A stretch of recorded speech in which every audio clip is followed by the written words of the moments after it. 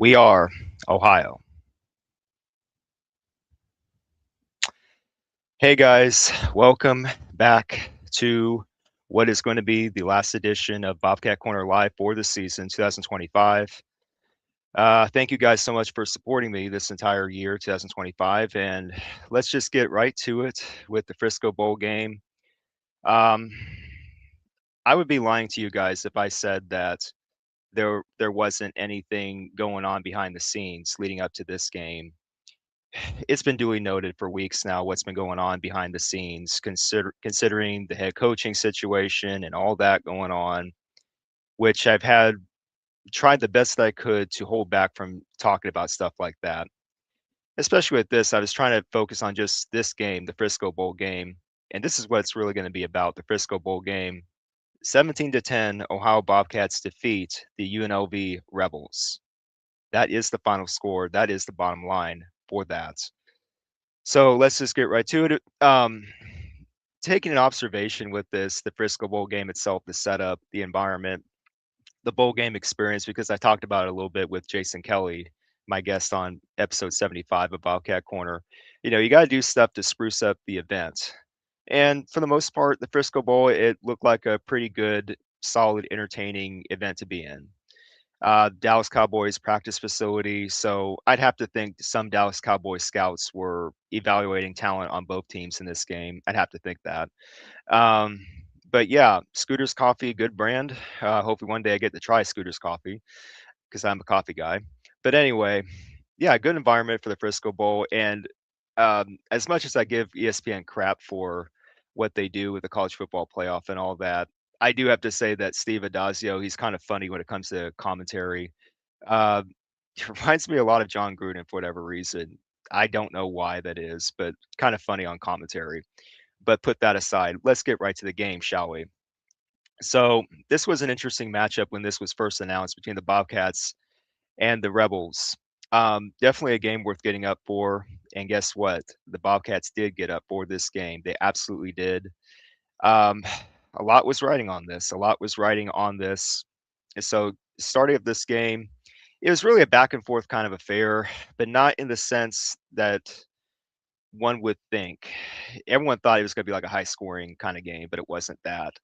It was more of a defensive struggle and a ball security kind of issue for this game. Both teams were fumbling the football early in this game, and maybe that has to do with the turf, at the Frisco Bowl. Maybe that has to do something with it because first quarter, let's get started here with talking about this game. First quarter here, 12 minutes, 19 seconds to go. Bobcats were driving, turnover, interception. Very second play of for the offense for the Bobcats. Parker Navarro threw it up, overthrew it, and it was an interception. Okay, but early on in the game, and then this is when right away I felt like I was wondering if the referees were trying to mess around again because this has been like a recurring theme whenever the Bobcats play games this year. It had something to do with the referees calling, ticky tack calls, such as Anas Lukman. He got a big hit on Anthony Calandria, the UNLV quarterback, and Lukman was called for targeting. Uh, I think it was a BS call. I think it was a bullcrap call, but nothing you can do about it. Lukman was called for targeting. He was ejected from the game. That sucks. But I mean, you got to do what you got to do afterwards. You have to be with this next man up mentality. And sure enough, the Bobcats proved that. Um, a little bit later on in this game, 8 minutes ago in the first quarter, around that, Nehemiah Dukes, he forced the fumble, which was big for the Bobcats on defense. And shout out to the Ohio Bobcats defense for this game. They definitely showed up. Some of the best tackling I've seen from the Bobcats defense all year. Duly noted here. Bobcats showed up when it came to tackling, and I was happy to see that. So Dukes forced the fumble with 8 minutes to go around that in the first quarter. And unfortunately, Bobcats put the ball on the ground. They fumbled the football like 4 minutes, 28 seconds to go. But here's the funny thing. In between all that, the Bobcats on defense, they were forcing 3 and outs quite a bit early in this game. kind of surprised me in a sense because UNLV, I kept hearing about how explosive UNLV's offense was going to be because of Calandria and all the talented players they have on their offense. But the Bobcats defense was getting to Calandria, really hitting him hard. And they were stopping the running backs for the most part. They were not allowing the wide receivers to get balls. A couple 3-and-outs early in this game, and that was a good sign there. The Bobcats on defense, they're going to be with it. Second quarter, let's get right to it. Second quarter, Parker Navarro finally scores for the Bobcats, punches it in, 5-yard touchdown run with a fake, of course, to the RPO. Fake 5-yard touchdown run with 10 minutes, 2 seconds to go. Made it 6-0, not 7-0, because hasn't this always been a theme this year for the Bobcats when it came to special teams, where David Dellenbach or Brack Peacock, in this case it was Dellenbach, missed the PAT, doink, doink, hit it off the post, which made it 6-0 instead of 7-0. Okay, but the tone of this game, the feeling of this game, it really felt like an Ohio Bobcats kind of game. It did not feel like, for the most part, it did not feel like a UNLV Rebel kind of game. The Bobcats set the tone in this game. It was just wonderful. It was beautiful to see. And then especially later on in the second quarter, Jalen Thompson, a guy I did mention when I was doing my joint preview with Jason Kelly. Shout out to Jason Kelly, by the way. Please check out his podcast, Let's Run Podcasts. Great guy, UNLV fan who knows his stuff. Check out Jason Kelly's podcast, Let's Run. Excuse me. But anyway, Jalen Thomason, I mentioned him in the joint preview that, yeah, he's the guy you have to look out for if you're UNLV. Sure enough, he was there. He made that key stop on 4th down for the Bobcats defense with 5 minutes, 5 seconds to go. Yeah, and good stuff there. And then again, later on, another defensive play by the Bobcats. The defense was wide awake in this game for the Bobcats. 32 seconds to go before halftime. DJ Walker stepped up with an interception in the end zone. UNLV was driving. They were threatening to score, but DJ Walker is like, nope, I'm going to get this one. So interception there, 6-0 Bobcats still going into halftime. It was a good tone. It was a good feeling going into halftime, even though the score was not big at all. But it felt like an Ohio Bobcats kind of game. So third quarter, let's just get to the second half. Third quarter, this is where C.A. Bangura starts to carve up the UNLV defense. And I heard this again from Jason Kelly that UNLV's run defense was just not that good. And honestly, in the Frisco Bowl, it showed. UNLV's run defense was not there. And Bangura, to his credit, he exposed that. He broke out a 31-yard run at one point in this game. And here in the third quarter, with 11 minutes, 2 seconds to go, he broke out a 23-yard touchdown run. And knowing that we missed the extra point earlier, we had to go for 2 to make it an even 14-0 game. And we got that with a short pass from Parker Navarro to Chase Hendricks. Made it 14-0. And so really throughout this game, even though there was not a lot of scoring in this game, you can just feel it. When you go back and watch this game, you could feel that this was the kind of tone that the Ohio Bobcats wanted to set. And they did that. So later on, third quarter, 7 minutes, 33 seconds to go. UNLV finally got on the board with their kicker, Ramon Viela. Hope I'm saying his name right.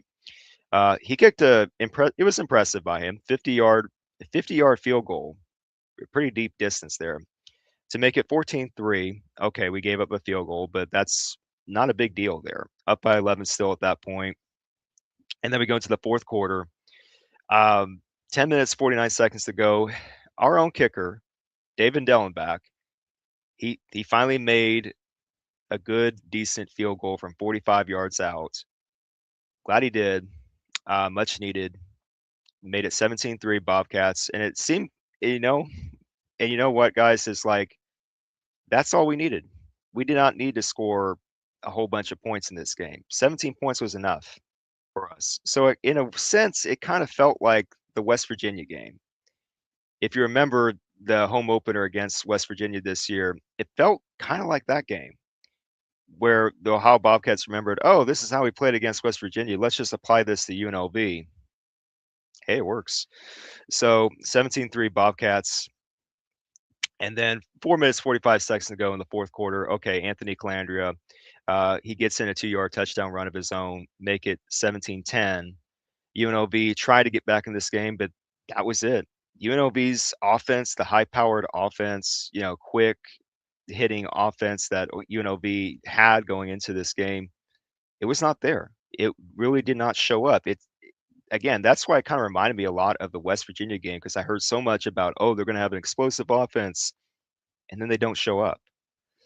So part of that is because of the Ohio Bobcats defense. Can we give them another shout out here? The Ohio Bobcats defense showed up for this game, and what a way and what a time to show up. Great time to show up, guys. So, yeah, I'm really happy about this. Really happy about this result for a variety of reasons. So let's get to the individual stats here. I got separate banners here to show.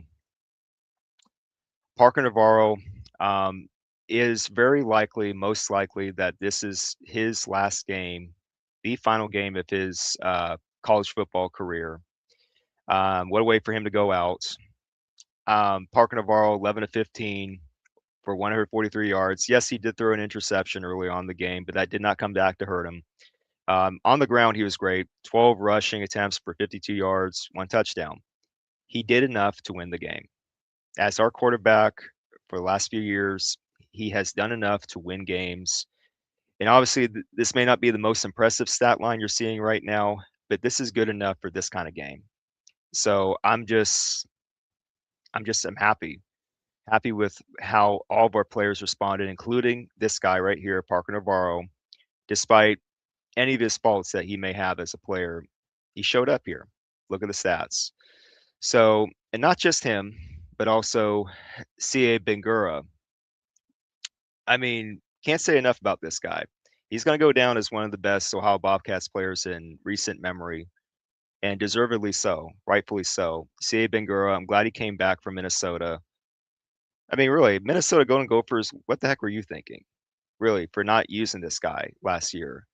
Because look, he proved it again with the Bobcats this year that he's a legitimate runner, a great running back. Here in this game in the Frisco Bowl, C.A. Bengura, 19 rushing attempts for 149 yards, 1 touchdown. That's productivity. Unfortunately, Minnesota can never figure that out, but whatever. Anyway, C.A. Bengura, if you're listening to this, thank you, man. Thank you for all you've done for Ohio University. It is very much appreciated. I appreciate it so much. And what a way for you to go out, CA. Just productive runner, great guy off the field as well. So yeah, I'm just happy. I'm happy with all this, with what transpired in this game, considering everything going on behind the scenes. But yeah, also Chase Hendricks, wide receiver, number 1 wide receiver for the Bobcats. He showed up to 4 receptions for 87 yards. And one thing I got to note here about Chase Hendricks is that on a key, I think it was a key 3rd down play early in the game for the Bobcats, Chase Hendricks made an amazing catch for I think it was around 20 yards or so. He was like a falling catch. He basically fell on his back and he just kept the ball, on his chest to make that catch. That was key. Even stuff like that was key in this game, guys, when you go back and watch this game. So I'm happy with Chase Hendricks. I'm hoping this guy still has eligibility left, Chase Hendricks, and I'm hoping he's going to stick it out with us for 1 more year. Who knows what's going to happen with the transfer portal? I'm not going to set expectations either way here, but I'm hoping Chase Hendricks gets the message that he's more than welcome to come back here, to stay here at Ohio University and just ride it out with us, hopefully. But yeah, Chase Hendricks, shout out to you, man. Good job. So let's just get right to it here. I know. I should have done this before. When you get so excited about stuff. I forgot to add this banner. My bad.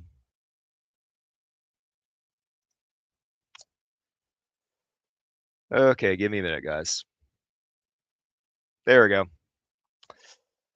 Ohio 17, UNLV 10. That is the final score. That is the bottom line. Despite everything that we've been hearing for for a few weeks now. Oh, Ohio's going to be distracted. Oh, Ohio's not going to get up for this game. Really? Well, how about them apples? So, yeah, I think the Ohio Bobcats players got the message clearly these last few weeks that they need to show up for this game. They need to really rally around their current coaching staff as assembled right now, especially interim head coach John Hauser, who I'm going to get to in a minute. I have good things to say about him. But if this doesn't indicate to you guys that we need to stay the course, then I don't know what will. And I'm hoping the Ohio University staff especially gets that message across to them from the players, from the fans, from that entire community down in Athens, Ohio, that we need to stay the course. We cannot break this thing up. We cannot blow this thing up. Definitely not now anyway. So 17-10 Ohio over UNLV to win the Frisco Bowl. Go have cups of coffee to celebrate. But now I want to get to the review of the entire 2025 season real fast because I have to do this. I promised I would do this. The entire season, it was really back and forth with how I was feeling about this season, 2025 as a whole. Certain points where, unfortunately, like the Ball State game and the Western Michigan game, certain points where I wish that we'd have certain plays back, missed opportunities, especially in those games. Sometimes our defense was just okay in those situations, but at certain critical points, they did not show up. Ball State game, Western Michigan game. Would have loved to have that back, obviously. But overall, regular season 8-4, nothing to sneeze at. It's a good, solid record for the Bobcats. And of course, the offense was still clicking. We knew what we were doing with the running game. We had good showings overall with the passing game. Of course, it got cold late. But and of course, special teams. I really don't want to get on the case of David Dellenbach and Brack Peacock because it's not just them. It goes way beyond just them. The special teams unit as a whole, they were just not. The special teams unit was not communicating all that well throughout the year, and especially when it came to kicking field goals or the PATs, something was just off with that, and that really needs to get fixed in this upcoming off season. You have to fix special teams. You have to do better than that. Whoever the kicker is, you got to do better than that. So it is what it is with that with special teams. Defense was okay for the most part. Other times they really did show up. This game, especially Frisco Bowl, they did. Solid offense all throughout. Good stuff there. Um, some things I would like to fix, and other things, yeah, you can't help it. So I want to get to this real fast. Going on to the next part, this is a very critical part because of what I've been talking about last few episodes of Bobcat Corner. The bottom line here is this: stay the course, keep continuity. Ohio University staff, I'm hoping you're going to listen to this. Hopefully, some of you will, especially in the office of Athletic Director Slade Larscheid, who, I'm being honest with you guys, I'm starting to kind of question. He has got to do right. Not just him, but the entire staff at Ohio University. They have got to do right by us. They've got to do right by the Athens, Ohio community, and especially the Ohio Bobcats team themselves. Stay the course, keep continuity. Slade Larscheid, you better listen here. I'm encouraging you guys to share this live stream video with him, especially. Slade, you better listen to me, man. You got to hire John Hauser, okay? John Hauser is the rightful next head coach of the Ohio Bobcats. John Hauser. I don't want to hear any of this about Kevin Johns. I don't want to hear about any of your boys that you happen to know, and simply because they're your boys, you want to hire them. Just because you know somebody doesn't mean they're automatically going to be a success. I hate to break it to you, Slade. You cannot ignore what just happened last night at the Frisco Bowl, Slade Larscheid. I was willing to trust you, and I still will trust you if you do the right thing. This is the key moment for you as an athletic director for the Ohio Bobcats. for Ohio University. You have got to do it. You've got to hire John Hauser. What more does John Hauser need to do? What more does he need to prove to you, Slade, that he is the guy for this job? Just do the right thing, Slade. Hire John Hauser, keep the current staff in place. Don't punish them. Don't punish this coaching staff for what happened, what may or may not have happened with Brian Smith, okay? I don't want to hear that either. Hire John Hauser, stay the course, keep continuity, and do your job, Slade Larshide. Is it that hard? Anyway,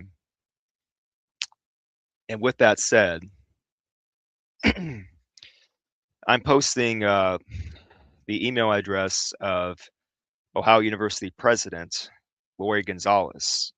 You'll see it right there in the banner. For Ohio Bobcats fans and for other college football fans, if you want to, just send a quick email to Lori Gonzalez, entitle it Hire John Hauser.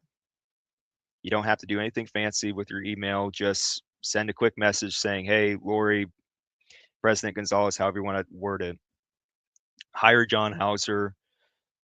Just get it done. Because Lori Gonzalez, she's not the sole decision maker when it comes to this, but she does have input. Any school president would have input. Lori Gonzalez, I'm telling you as well, hire John Hauser as the next head coach of the Ohio Bobcats. I'm calling it right now. Lori Gonzalez, I'm hoping that you're going to listen to this too. I'm hoping people share this live stream video with her as well.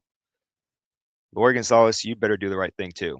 You and Slade Larshide get together and just make this decision as quickly as possible.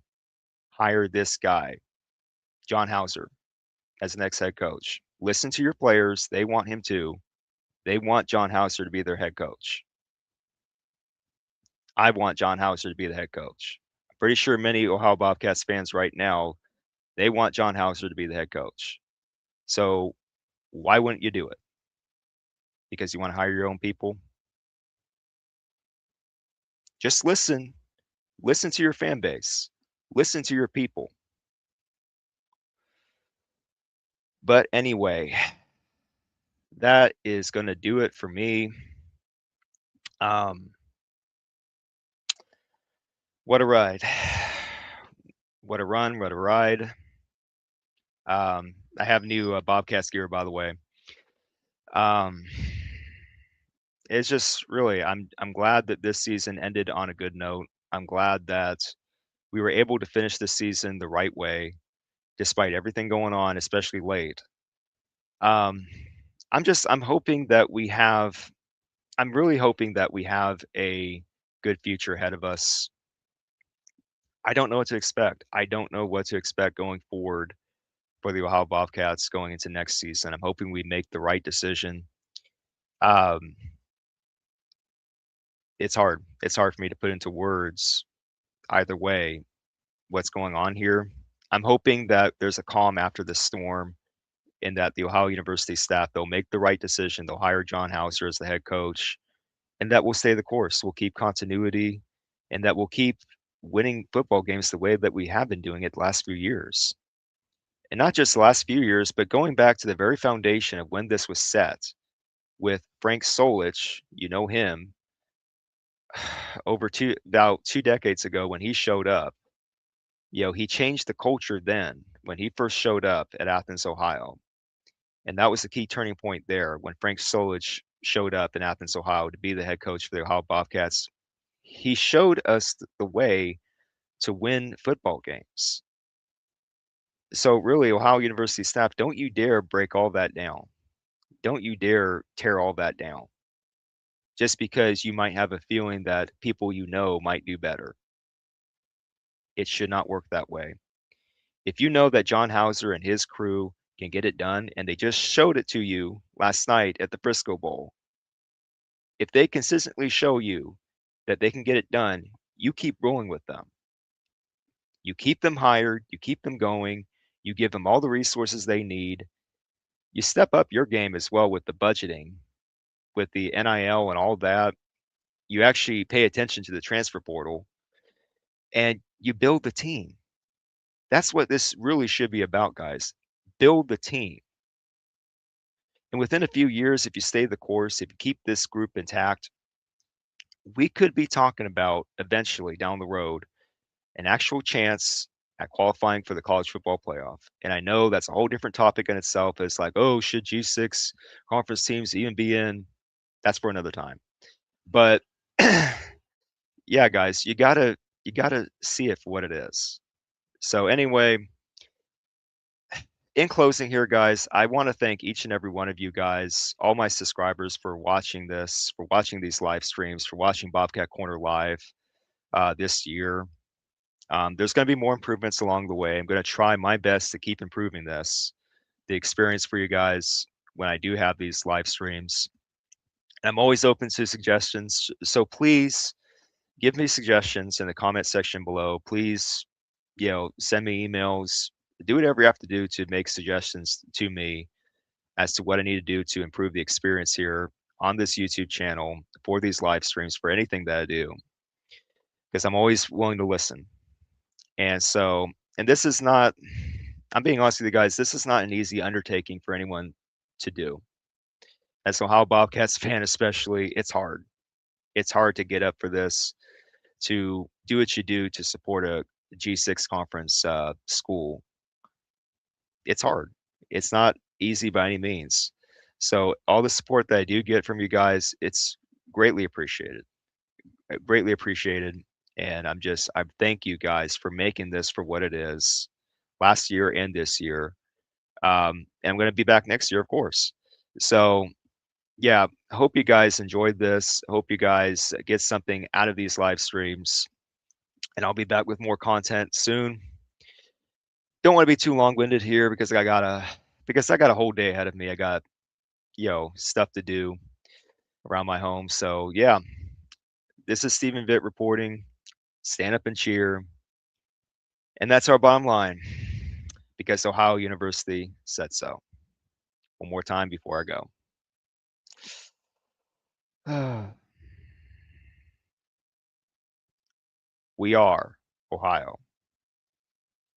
We're getting focused here. Take care, guys.